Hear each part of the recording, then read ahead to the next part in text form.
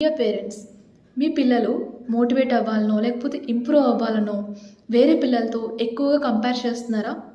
అయితే ఈ వీడియో మీకోసమే. ఏ పేరెంట్ కూడా పిల్లల్ని హర్ట్ చేద్దామని కంపేర్ చేయరు. ఓన్లీ ఫ్రస్ట్రేషన్ వల్లనో, ఇంపేషెన్స్ వల్లనో, లేక డైరెక్ట్గా చెప్పడం కంటే ఇలా కంపేర్ చేసి చెప్పడం వల్ల బాగా అర్థమవుతుందనో ఇలా కంపారిజన్ ఎంచుకుంటున్నారు. నిజమేంటంటే ఈ కంపారిజన్ వల్ల పిల్లల యొక్క సెల్ఫ్ కాన్ఫిడెన్స్ చాలా తగ్గిపోతుంది. ఐఎమ్ నాట్ ఇనఫ్ అనే ఫీలింగ్ పిల్లల్లో చాలా బలంగా ఉంటుంది. కొన్ని రోజులకి పేరెంట్స్ కంపేర్ చేయడం కాదు, వాళ్ళని వాళ్ళే కంపేర్ చేసుకుని ఐఎమ్ నాట్ ఇనఫ్, నేను సరిపోను, నేను అంత వర్తీ కాదు అనే ఒక ఫీలింగ్లోకి వచ్చేస్తున్నారు. యాంగర్, ఫ్రస్ట్రేషన్, జెలసీ బాగా పెరిగి పిల్లలు ఫ్రెండ్షిప్స్ని కూడా డెవలప్ చేసుకోలేకపోతున్నారు, అలా ఎవరితో మింగిల్ అవ్వలేకపోతున్నారు. ఇలాంటి పిల్లలు పెరిగి పెద్దయ్యాక వాళ్ళ డెసిషన్స్ తీసుకోలేరు, ఏమన్నా ఫెయిల్యూర్ వస్తే తట్టుకోలేరు, రిస్క్ని హ్యాండిల్ చేయలేరు, వాళ్ళ సెల్ఫ్ వర్త్ చాలా తక్కువ అని ఒక లో కాన్ఫిడెన్స్లో ఉండిపోతారు.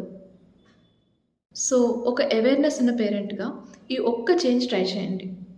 ఈరోజు మీరు ఏదైనా కంపేర్ చేయాల్సిన సిచ్యువేషన్ వస్తే మీ పాత పద్ధతిలో నువ్వు అలా ఎందుకు లేవు, ఇలా ఎందుకు లేవు అని కాకుండా నిన్నటికన్నా ఈరోజు బాగా చేస్తావు కదా, రేపు ఇంకా బాగా చేస్తావు అని గైడ్ చేయండి. అది మీ పిల్లల యొక్క సెల్ఫ్ కాన్ఫిడెన్స్ని ఎంతగా పెంచుతుందో మీరు చూస్తారు. మనం పర్ఫెక్ట్ పేరెంట్స్ అవ్వక్కర్లేదు, కానీ కాన్షియస్ అండ్ అవేర్నెస్ ఉన్న పేరెంట్స్ అయితే చాలు. ఏమంటారు? నాకు కమెంట్స్లో తెలియజేయండి. Thank you.